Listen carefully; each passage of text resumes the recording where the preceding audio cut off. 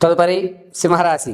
సింహరాశి వారికి కుజరాహుయుక్తాలు కలిసి ఉండడం వల్ల మే 4వ తారీఖు వరకు కూడా ఆర్థికంగా కాస్త పర్వాలేదు అనుకుంటారు.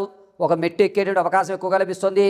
పైగా మీరు వ్యాపారంలో సెకండ్ ఇన్కమ్ జనరేట్ చేయడం, ఒక బిజినెస్ని రన్ చేస్తూ దీని బ్రాంచెస్ ఏర్పరచుకోవడం అనేటువంటిది మార్చి 19వ తారీఖు నుంచి మే 4లోగా ఖచ్చితంగా మీరు సెకండ్ బ్రాంచ్ అయితే ఇన్వాల్వ్ చేస్తారు.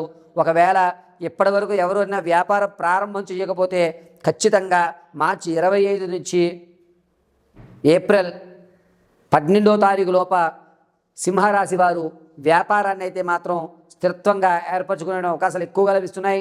ఉద్యోగాలు మన వల్ల కాదు, ఖచ్చితంగా మనం సెకండ్ ఇన్కమ్గా వ్యాపారమే చేయాలి.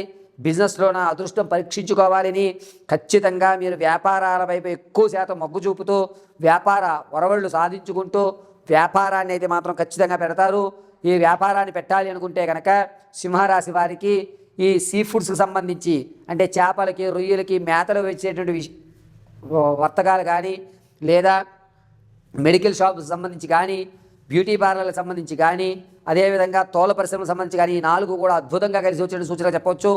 రాజకీయ నాయకులకు మాత్రం సింహరాశి వారికి గట్టుకాలంగా ఉందని చెప్పుకోవాలి.